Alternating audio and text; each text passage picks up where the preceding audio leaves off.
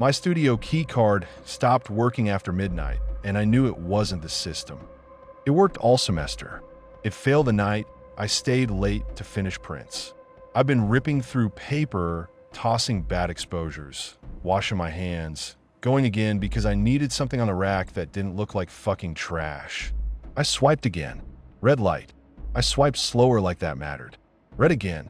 I tried once more, harder, like I could bully plastic into working. Red. The hallway behind me clicked. Shoes. Notarus. I didn't turn fast because I didn't want to look scared. I turned anyway. The photography adjunct stood there with his hands empty and that calm face people use when they know they're in control. He didn't ask why I was there. He told me my car got flagged and offered his. I should have walked away right there. I followed him because I needed the prints and because my brain kept inventing polite explanations. Maybe it was a glitch. Maybe he was just being helpful. That's the trap. You get trained to stay agreeable, then someone uses it. He scanned his card, opened the door, and held it for me. He didn't step aside. He blocked the frame just enough that I brushed in passing. That was the point. I felt it in my skin. Inside, he walked straight to the darkroom and shut the door. I stayed in the main space with my bag strapped in my fist, staring at my drying prints, telling myself, grab, leave, don't freeze. My phone buzzed. Email. From him. Subject line, notes. I opened it and saw a list of details that weren't about my work. Times I'd arrived, what I wore, which friend I usually walked with, a line about my car being easy to spot, a note about which stairs I take when I'm alone. He wrote it like he was logging wildlife. I kept scrolling, waiting for it to turn into normal feedback. It never did. I backed toward the exit. The main door clicked and locked behind me. Autolock. My car didn't work. His did. The darkroom door opened, and he came out holding my access card between two fingers like a stolen tooth. He'd had it the whole time. I didn't talk. I grabbed a metal stool and held it in front of me like a shield.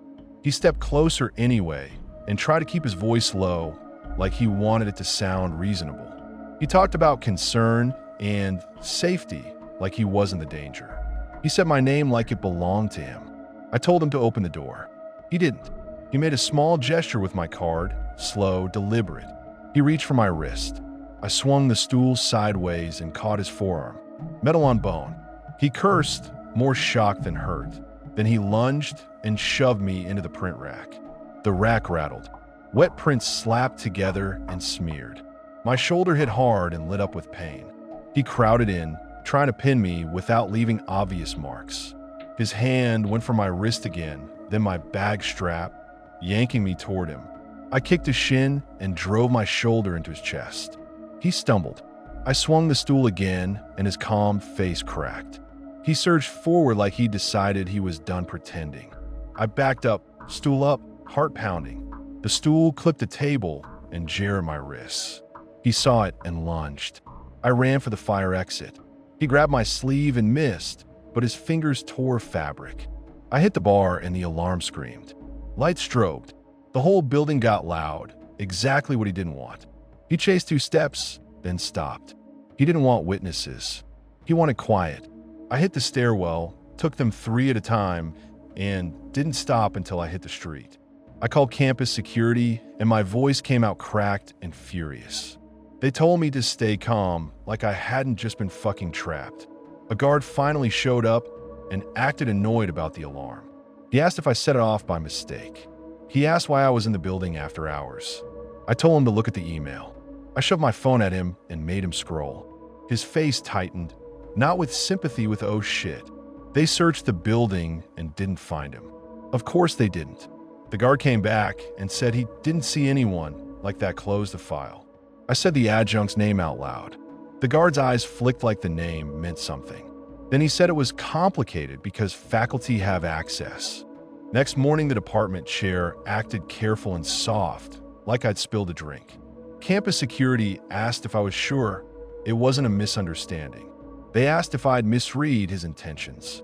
They asked why I didn't just leave when my card failed, like leaving was the magic button that stops a predator. I brought the email up on my phone and shoved it in their faces until their excuses died. Watching them read the part about my car felt like the only proof I had that I wasn't crazy. The chair asked me, carefully, if I wanted to handle it informally. That word made me feel sick. Informal meant quiet. Quiet meant he keeps teaching and I keep rerouting my life around him. I said no. They told me to write a statement. I did. They told me not to talk about it while they review. I told them to pull the door logs. They said IT would. They kept trying to slow walk it. The chair kept saying process. Security kept saying no immediate threat. I told them I triggered a fire alarm because I had to, and they nodded like I'd inconvenienced the building more than he inconvenienced my life. They asked if I wanted mediation. That one made me laugh, like a short bark I couldn't stop. Mediation, like I was having a fucking roommate dispute, not getting cornered after midnight. I said I wanted him off my schedule, off campus, out of my building. They said they couldn't do that based on an allegation. I told them to stop calling it an allegation when I had an email of him tracking me like a fucking creep. I wanted to get a new card and they made me sit in the IT lobby under fluorescent lights for an hour like I was there to pay a parking fine. A student worker took my photo and asked what happened in that fake cheerful voice. I said, nothing, because even then I felt watched.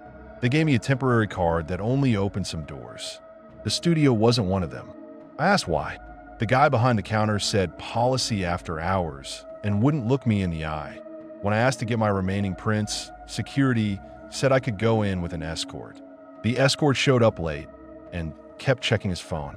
He walked me to the studio, waited at the threshold like he didn't want to be involved, and told me to be quick. Inside, the racks were a mess from the shove. My best prints were smeared. Some were bent where the clips had snapped. I grabbed what I could and stuffed them into a portfolio like I was stealing my own work. On the way out, we passed the adjunct's office. His door was cracked. I saw light. I smelled coffee. The guard didn't want to stop. I stopped anyway and stared at that half-open door until the guard got uncomfortable. I didn't see him, but I felt him there like the building itself was holding its breath for him. That afternoon, an email hit my inbox from the adjunct again. Subject, clearing things up. No apology. No, I'm sorry I scared you. Just a cold paragraph about how he found my card and secured it, and how I seemed stressed and overreacted, and how he hoped we could talk privately to avoid misunderstandings. He was trying to build the story he needed. I forwarded that one too. A friend in my cohort told me he was still listed to teach the next day. I marched to the office and asked if that was true. The chair did the same soft voice and said they couldn't comment on personnel matters. I told her I didn't care about personnel. I cared about walking into a building where a grown man had already proved he could lock me out and pull me in. She finally got sharper and asked me not to threaten the department. Like my existence was the threat. I left her office shaking with anger. In the hallway, 2 faculty members looked through me like I'd become a problem they didn't want near their grant money. That's when it hit me how easy it would be for them to quietly paint me as unstable, loud, difficult, the girl who set off alarms, the girl who can't take a compliment. IT didn't call to ask if I was okay. They called like it was a settings issue. The guy said my card had been disabled manually at 12:03 a.m. Manual? A person did it. I asked who. He said he couldn't see that. Convenient. I asked why the adjunct could still open doors and I couldn't. He said faculty cards override. He said it like that was normal. Then he added my card had been used after I left. I thought he meant to enter the studio. He said no. It pinged at the main building entrance at 12:41 a.m. A clean entry, like someone took my identity for a walk just to prove they could. The worst part came later when IT called and told me my card had been used after I left. Not to enter the studio, to enter the building, like someone wanted to prove they could keep walking through doors I couldn't.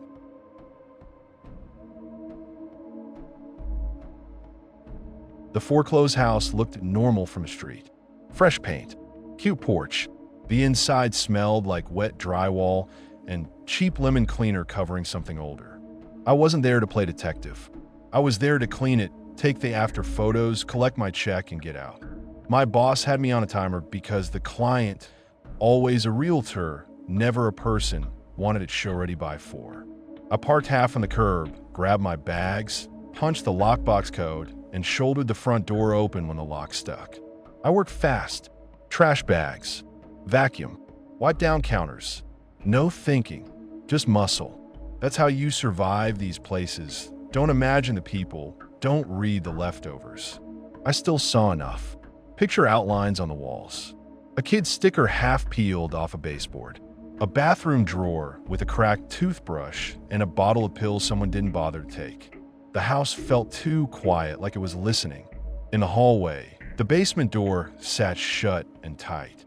Cold air leaked from under it. The bulb over the stairs was dead, so I used my flashlight and went down, annoyed more than scared. Basements are always gross. This one had junk shoved back on metal shelves and a damp smell that stuck to the back of my throat. I kicked a softened box out of my way, and it made that wet cardboard sound. Then I saw a door that didn't match the rest. Newer, no dust on the knob. The lock sat high like someone wanted it out of kid reach. I tried it. Locked. I stood there with my light on the knob, arguing with myself in my head. Leave it. Not your problem. But the knob looked handled. The floor in front of it looked swept. That pissed me off. Somebody had been down here recently in a house that was supposed to be empty, and I was the one standing alone underground. I found the key on a nail behind a toolbox, like it had a home there. I unlocked the door and got hit with heat and a sour smell, like a closet full of damp clothes and old breath. Heat in a basement made no sense. It felt used. My eyes watered and my first stupid thought was, busted furnace vent. Then my flashlight hit the center of the room and that excuse died. Inside sat a chair bolted to the floor. Not a nice chair. A heavy one with straps, metal eyelets, a stained towel folded on a shelf like somebody cared about being tidy. My stomach flipped. I backed out and shut the door, then opened it again because my brain didn't accept it the first time. The room didn't change. The chair stayed. The straps hung there, ready. I saw the camera mount in the corner. I saw the ring light. I saw a bucket with bleach bottles and gloves. I yanked a drawer without thinking and saw zip ties stacked like office supplies and a roll of duct tape torn down to a stump. I let the drawer slide shut on its own, like touching it would make it worse. I didn't touch anything else. I shut the door hard enough it rattled the frame. I went upstairs and checked the windows. I checked the locks. I listened for a car. My hand shook so bad, I dropped my phone once and it skittered under a table. I crawled for it and tasted that sour smell in my mouth again, like it had followed me. I called my boss. I didn't ease into it. I told him there was a restraint chair in a locked basement room with cameras and bleach. He didn't ask questions. He went straight to money. He told me to finish the job because the client was a realtor. I told him to go fuck himself and hung up. He called back immediately. I let it ring. Then the text came, "Don't be dramatic. People do weird shit. You touch anything, you're liable. You walk, you're not getting paid." Like a paycheck was going to scrub that room out of my head. He sent one more, "You better not call anyone." That one made my stomach drop because it meant he knew how bad it looked and he still wanted it buried. I called the police and waited on the porch with my keys between my fingers. I didn't sit. I didn't look down. I watched the street like it owed me safety. Every engine sound made my shoulders jump. I kept thinking about the heat behind that door, like someone had been in there minutes before I showed up. I kept thinking about the key on the nail, waiting like a fucking invitation. When the cops showed up, they treated it like a weird kink room at first. Two of them, casual faces that bore posture like I was wasting their shift. One asked if I'd messed with anything. I said no. He looked like he didn't buy it. I walked them to the basement door and stayed a few steps back like the stairs could reach up and grab me. They went down, and I stayed at the top because I couldn't make my legs go farther. I heard a low laugh at first, like I was about to get mocked. Then the laugh cut off. I heard drawers opening. Then I heard a cabinet door open, and the whole basement went quiet, the kind of quiet that makes you hear your own pulse in your ears. They came back up different. Not panicked, just switched on. Gloves, photos, radio chatter. One of them told me to step back like I was in the way of something heavy. A second unit arrived, then a third, then a plainclothes guy with tired eyes. They didn't tell me what he saw, but they didn't act like it was consensual fun anymore. They acted like it was a crime scene. They started photographing the hallway, the basement steps, the lockbox, like they were mapping how someone could come and go. One officer bagged the key and wrote on it like that key had a story. My boss showed up while they were taping off the entry.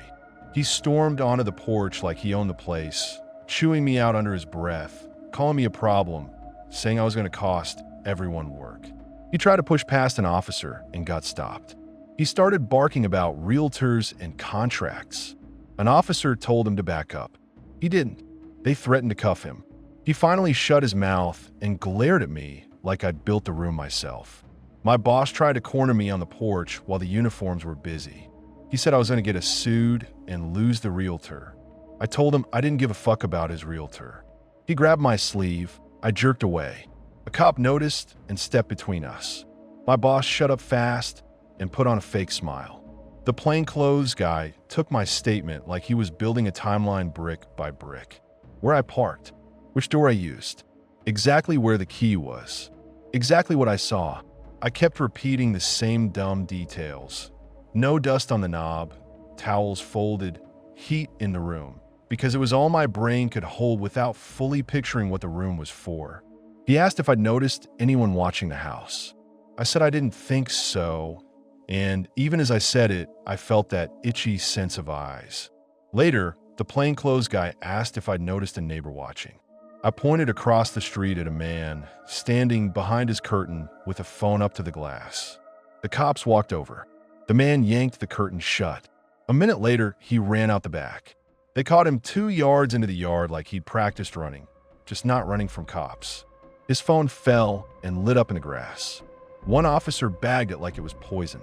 When they caught the neighbor, I finally remembered the curtain twitching earlier, right when I pulled up. I clocked it, shrugged, kept working. That thought kept punching me in the ribs. How close I'd been to not opening that door, to finishing my checklist, to leaving that room locked and warm for whoever came next.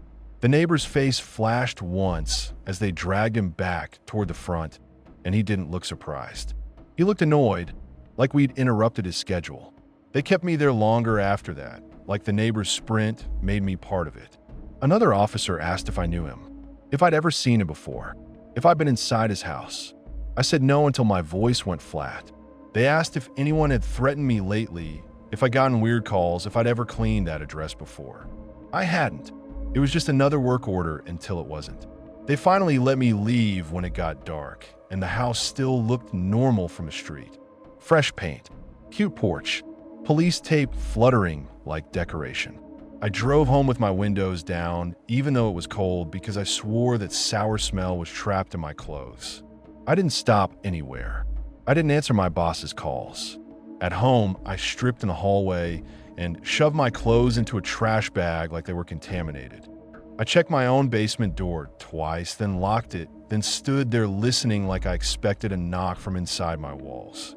My phone had voicemails from my boss, long, angry ones, and one missed call from an unknown number that I was pretty sure was the police. I walked straight into my bathroom and turned the water on hot enough to sting. I went home and scrubbed my hands until my knuckles cracked because I kept smelling that basement on my skin.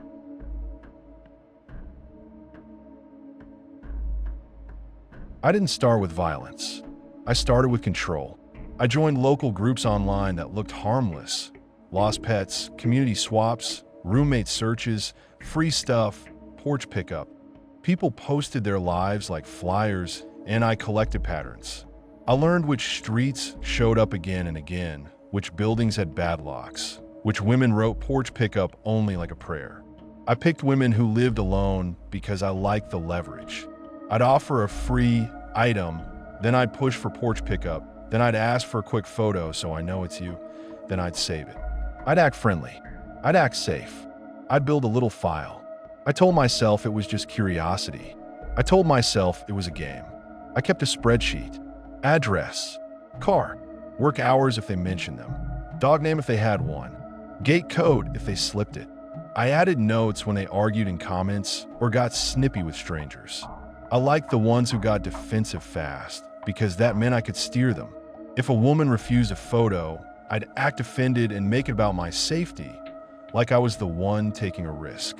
If she still said no, I'd back off and wait. I never forgot. Control isn't always force. Sometimes it's patience. One woman pushed back hard. She didn't send the photo, didn't do porch pickup, and when I kept nudging, she wrote back that she'd had a stalker before and wasn't doing this again.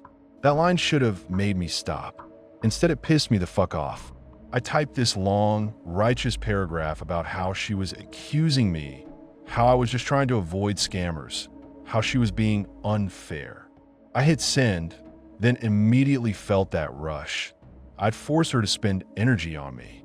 A day later, she posted in the group warning other women about my profile, and people piled on, arguing in the comments, half of them saying she was overreacting. Watching strangers defend me without knowing me made my skin crawl in a good way. The admin eventually booted my account. I made a new one the same night and told myself that proved I was smarter than them. It started bleeding into my real life.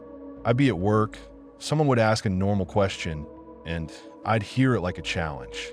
I picked fights with people for tiny things, my sister asking why I was tired, a coworker joking that I was always online, a neighbor leaving junk in the hallway. I'd come home and sit in the dark with my laptop open, telling myself I deserved a hobby, telling myself everyone spies a little, telling myself it wasn't harming anyone because I wasn't touching anyone. The lie felt solid as long as I didn't look at it too hard. Then I escalated because games get boring. I sent flowers with no card. I sent a package of hair ties to an address where I'd seen a woman wearing her hair up in her profile picture. I picked the same kind she'd worn down to the color because the point wasn't the item, it was the precision. I pictured her standing at the counter with the box, scanning the room, checking the peephole, replaying every recent interaction, trying to decide which friend had crossed a line. I liked imagining her blaming herself for being careless, because that's what fear does. It turns inward. Some of them posted about it afterward, vague warnings in the group. Did anyone else get something weird? Is someone messing with people? I'd read those posts and feel heat in my chest like applause. A couple of women got paranoid in public too. One asked for porch pickup and then hovered behind the door anyway, watching through the glass like I was a stray dog. Another canceled last minute and blamed a work thing, but I could see the panic in how fast she blocked my profile. I got angry at that, like they were taking something from me by noticing. Sometimes I drove by at night and slowed down just to see a porch light click on. I didn't need to go inside. I didn't need to touch them.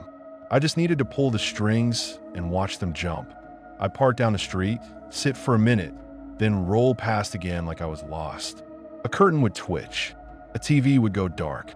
Once I saw a woman step out to take trash and freeze, shoulders up, head turning like she felt a hand on the back of her neck. I drove away laughing under my breath.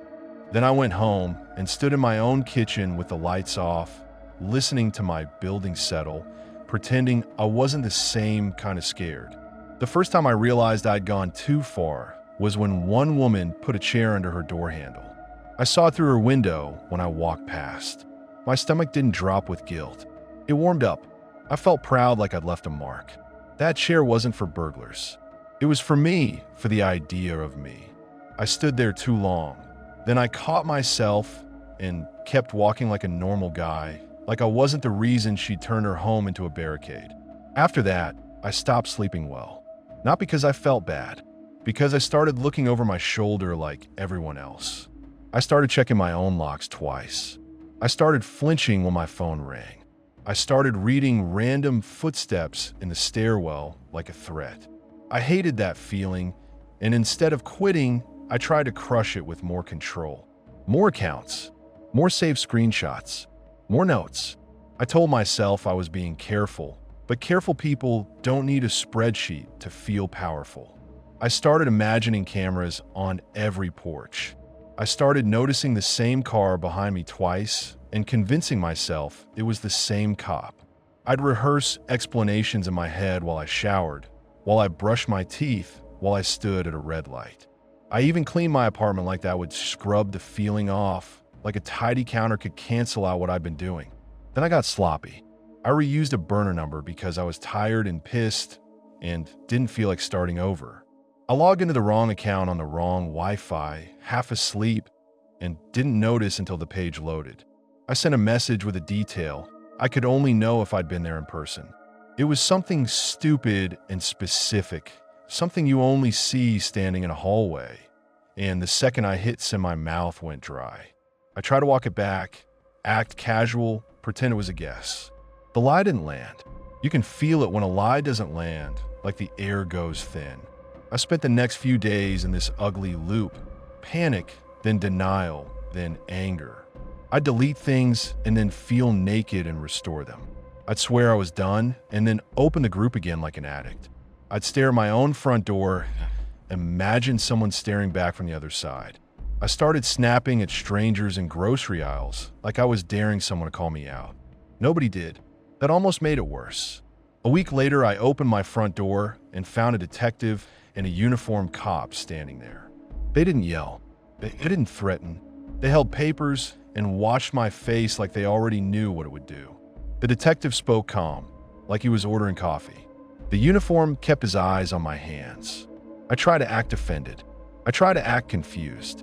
My voice shook anyway, because control only works when you believe you own the room, and the second I saw their posture, I knew I didn't. I tried to keep them in the hallway, body angled like a bouncer, like that posture meant anything. I asked what this was about. The detective didn't lecture me. He just showed the paperwork and let the words sit there. My name, my address, a list of accounts I thought were ghosts. The uniformed cop stepped inside without asking again, eyes scanning my shelves, my desk, my cables. In that second, I understood something simple and brutal. I wasn't steering anything anymore. I was just a guy in socks, sweating through a t-shirt, pretending outrage would save me. They took my laptop. They took my phone. They took a notebook I thought was private, like privacy was something I deserved. They didn't treat it like gossip, either. They treated it like evidence because it was. I watched them bag up my little world.